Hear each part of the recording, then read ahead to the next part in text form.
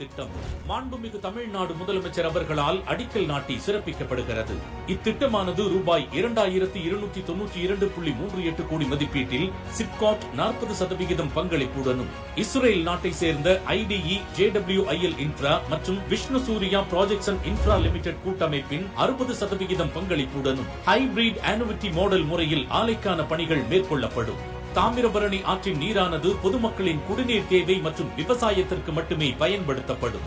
தூத்துக்குடியில் உள்ள தொழில் நிறுவனங்கள் மற்றும் வரும் காலங்களில் அமைய உள்ள நிறுவனங்களுக்கு தடையில்லா நீர் மேலாண்மையை உறுதி செய்திடும் இந்த மகத்தான திட்டத்திற்கு அடிக்கல் நாட்டி சிறப்பித்த திராவிட நாயகர் மாண்புமிகு தமிழ்நாடு முதலமைச்சர் அவர்களுக்கு பணிவான நன்றி.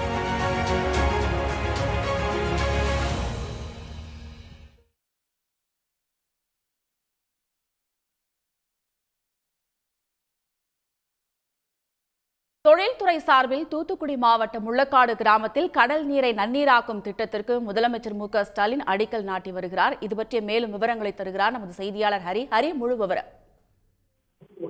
சென்னை தலைமைச் செயலகத்தில் முதலமைச்சர் பல்வேறு திட்டப்பணிகளுக்கு தொடங்கி வைத்து அடிக்கல் நாட்டி வருகிறார். குறிப்பாக சென்னை தலைமைச் செயலகத்தில் நடைபெற்று வரும் இந்த நிகழ்ச்சியில தொழில் முதலீட்டு ஊக்குவிப்பு மற்றும் வர்த்தகத்துறை சார்பாக நடைபெறும் நிகழ்ச்சியில தூத்துக்குடி மாவட்டம் சிப்காட் தொழில் பூங்கா மற்றும் அதன் சுற்றுப்பகுதியில் சில தொழிற்சாலைகளின் தண்ணீர் தேவையை கருத்தில் கொண்டு முள்ளக்காடு கிராமத்தில் நாளொன்றுக்கு 60 மில்லியன் லிட்டர் உற்பத்தி திறன் கொண்ட கடல் நீரை நன்னீராக்கும் திட்டப்பணிக்கு அடிக்கல் நாட்டி வருகிறார்.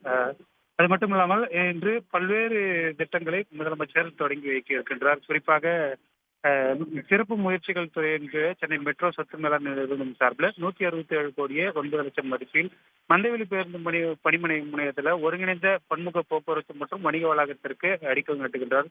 அதனைத் தொடர்ந்து சென்னை மெட்ரோ நிறுவனம் சார்பில் 60 கோடி ரூபாய் மதிப்பீட்டில் ராஜீவ்காந்தி சாலை ஒக்கியம் வடிவில் புதிதாக கட்டப்பட்டுள்ள 4 வழிச்சாலை பாலத்தை மக்கள் பயன்பாட்டிற்காக திறந்து வைத்தார். கடந்த காலங்களில் இந்த பாலம் குறுகியதாக இருந்ததாக மழை காலங்களில் அதிக அளவிலான தண்ணீர் வெளியேறுவது சிக்கல் இருந்தது. தற்போது அந்த பிரச்சனை சரியாகும் என எதிர்பார்க்கப்படுகின்றது. அதனைத் தொடர்ந்து கால்நடை பராமரிப்புத்துறை சார்பில் அதிநவீன வங்கி, கால்நடை மருத்துவமனை, கால்நடை மருந்தகங்கள் மற்றும் கால்நடை பெருக்கங்கள், தீவன அபிவிருத்தி நிலையம் உள்ளிட்ட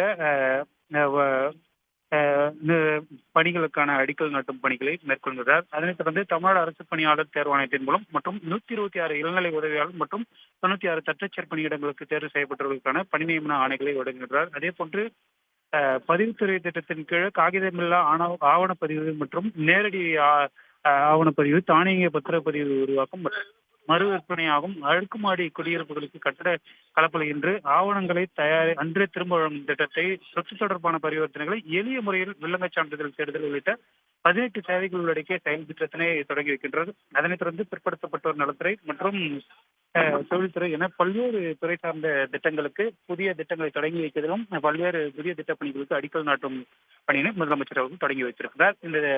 இந்த நிகழ்வின் போது துறை சார்ந்த அமைச்சர்கள் மற்றும் துறை சார்ந்த அதிகாரிகள் பங்கேற்றுள்ளனர். உடனுக்குடன் செய்திகளை தெரிந்து கொள்ள சன் நியூஸ் பெல் ஐகானை கிளிக் பண்ணுங்க.